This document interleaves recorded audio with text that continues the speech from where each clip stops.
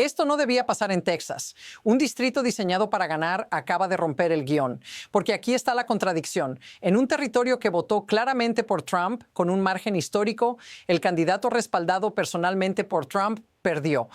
Y no perdió en silencio. Perdió después de días de llamados públicos, mensajes urgentes y una movilización total del aparato MAGA. Si piensas que esto es solo política local, piénsalo otra vez. Porque cuando un distrito seguro falla, el problema no es el distrito. El problema es el mensaje. Y si vives en cualquier otro estado, esto también te toca, porque las señales que salen de Texas suelen llegar antes que a ningún otro lugar. Hecho. Fue una elección especial de desempate, el 31 de enero, en los suburbios de Fort Worth, condado de Tarrant. Hecho. El demócrata Taylor Remitt fue proyectado ganador con alrededor del 56% de los votos. Inferencia. Algo que funcionaba dejó de funcionar. Pero aquí está la parte que nadie quiere decir en voz alta. Esto no parece un accidente. Y lo que revela es mucho más grande de lo que parece a primera vista. Lo que ocurrió en el Distrito 9 no apareció de la nada. Esta elección especial solo muestra una parte del cuadro completo. Oficialmente era un desempate porque en la elección inicial de noviembre nadie superó el 50%. Extraoficialmente era una prueba. Una prueba de si un distrito republicano en los suburbios de Fort Worth seguiría respondiendo al mismo guión de siempre. Hecho. El escaño quedó vacante cuando el senador republicano Kelly Hancock renunció en 2025 para asumir como contralor interino de Texas. Hecho. El distrito cubre zonas como Keller, South Lake y North Richland Hills, áreas que durante décadas no habían elegido a un demócrata. La última vez fue en 1991. Eso no es un detalle menor. Eso es un patrón largo. Ahora observa el encuadre real de esta carrera. No se trataba solo de dos candidatos. Se trataba de qué mensaje moviliza hoy a los votantes cuando no hay una elección nacional encima. Cultura, identidad, lealtad, contra algo mucho más básico. Y aquí viene el giro. ¿Qué pasa cuando un distrito conservador deja de votar por símbolos y empieza a votar por costos reales de vida? Porque ahí es donde esta historia deja de ser local y empieza a importar de verdad. La afirmación clave es esta. Trump convirtió esta carrera en un referéndum sobre MAGA y perdió. No es una opinión, es una secuencia documentada. Hecho. Durante el fin de semana previo a la votación, Donald Trump publicó múltiples mensajes pidiendo explícitamente votar por Lee Wamps-Gans. Dijo literalmente, tiene mi completo y total respaldo, y llamó a los patriotas America First a salir a votar el sábado 31 de enero. Eso importa porque no fue un respaldo simbólico, fue una intervención directa. Trump puso su nombre, su marca y su presión política sobre una elección estatal. Y aún así, el resultado fue claro. Cuando se proyectó la victoria, Taylor Remitt tenía cerca del 56% de los votos, mientras la candidata MAGA quedó alrededor del 43.7%. No fue un margen mínimo, fue una distancia visible. Ahora detente en lo que no ocurrió. No hubo una ola tardía, no hubo un cierre dramático, no hubo un vuelco nocturno, la base movilizada no apareció como se esperaba, y cuando eso pasa en un distrito que había votado por Trump con amplios márgenes, el problema no es la participación. Aquí es donde la historia cambia de tono, porque si el respaldo directo ya no garantiza disciplina electoral, ¿qué es lo que sí la garantiza ahora? Lo que vino después hace que esto pese aún más, porque esta no es la primera vez que un mensaje dominante empieza a fallar. Pero rara vez falla tan a la vista. Históricamente, cuando un distrito seguro se movía, lo hacía en silencio, por puntos a lo largo de años. Aquí no. Aquí ocurrió en una elección corta, con foco mediático y con el expresidente mirando directamente al resultado. Hecho.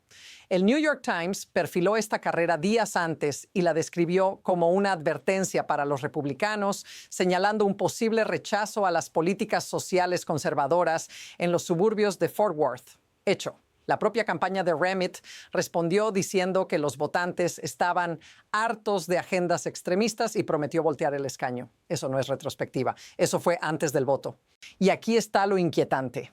Lo que antes se consideraba normal en estos distritos, ganar solo con identidad y alineamiento, dejó de ser automático.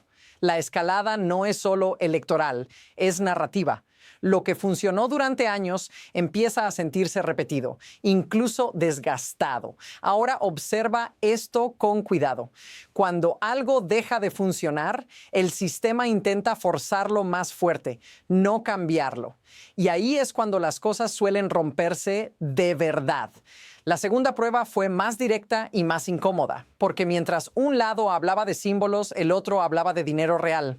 Hecho, la campaña de Taylor Remit se centró casi por completo en temas de asequibilidad, precios, impuestos a la propiedad, seguros médicos. No como eslóganes, sino como escenas concretas. En uno de sus anuncios decía que los precios y los impuestos están empujando el sueño fuera de alcance, en el condado de Tarrant. Ese detalle importa porque conecta con algo que los votantes sienten cada mes. Hecho, Remit se presentó como veterano local, trabajador de la industria aeroespacial y sindicalista, y reforzó una línea específica. Cuando el Estado no financia plenamente la educación pública, el costo termina cayendo sobre los propietarios de vivienda. Eso no es abstracto, es una factura que llega. Ahora contrástalo.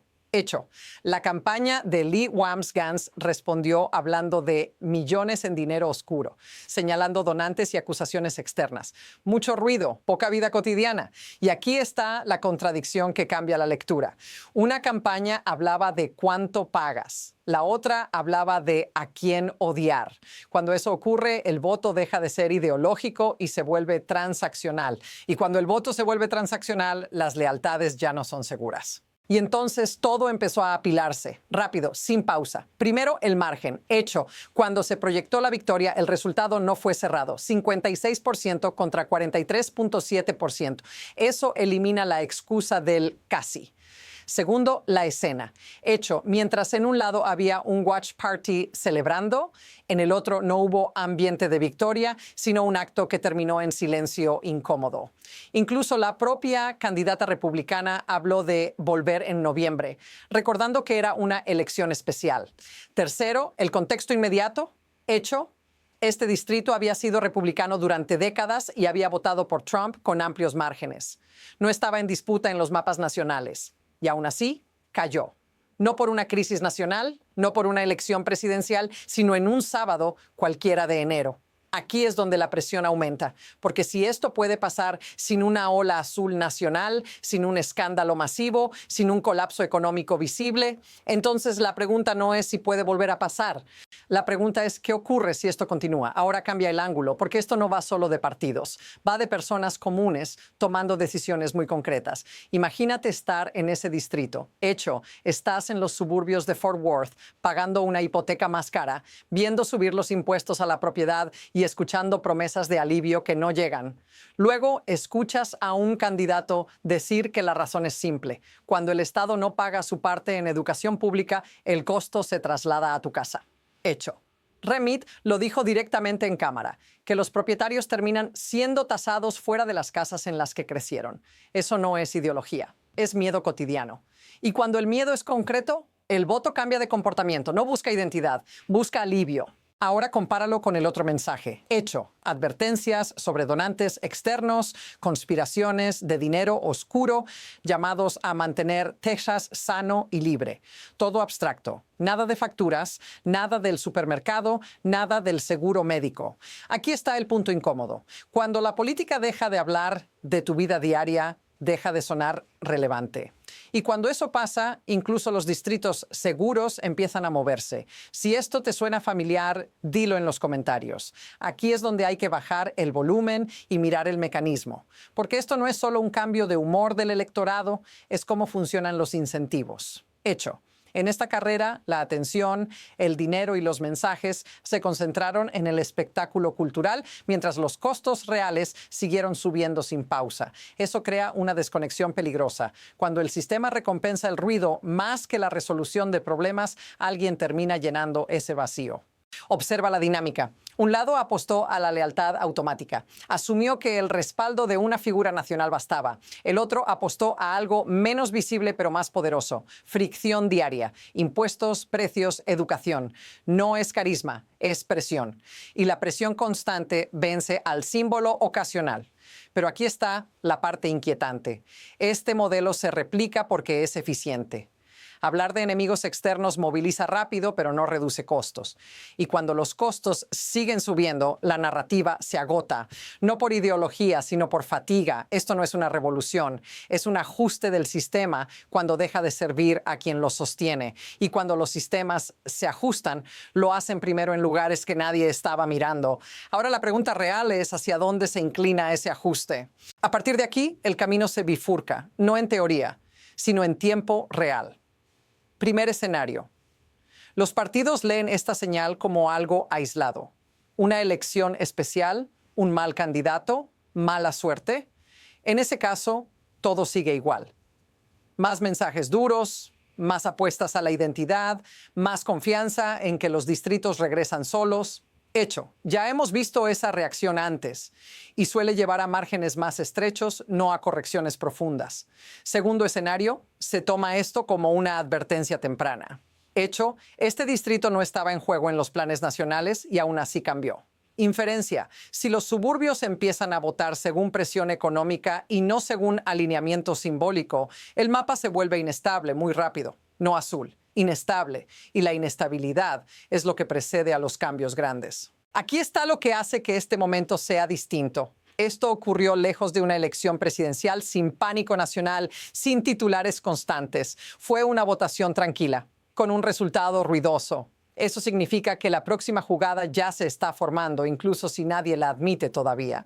Porque cuando los márgenes se mueven primero, las estrategias cambian después y el sistema siempre reacciona, solo que nunca a tiempo. Mira esta historia completa y se vuelve más clara. No se trata solo de una derrota ni de un triunfo, se trata de una señal temprana de cómo cambian las reglas cuando la realidad cotidiana pesa más que la narrativa.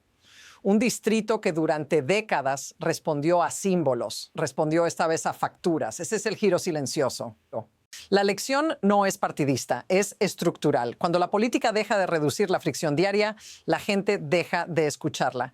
Y cuando alguien aparece diciendo, esto es lo que te cuesta y así se arregla, incluso un distrito considerado seguro puede moverse, no por entusiasmo, sino por necesidad. Y aquí está el bucle que se abre. Si esto pasó en enero, en una elección especial sin una ola nacional, ¿qué pasa cuando la presión económica se acumula y las elecciones se multiplican? Lo que hoy parece una anomalía puede convertirse en patrón antes de que el sistema lo reconozca. Este no fue un voto de castigo, fue un voto de ajuste. Y los ajustes siempre llegan antes de los titulares. Si quieres seguir entendiendo cómo estas señales pequeñas anticipan cambios grandes, quédate, suscríbete, porque la próxima historia no va a empezar cuando todo explote. Va a empezar justo donde casi nadie está mirando ahora.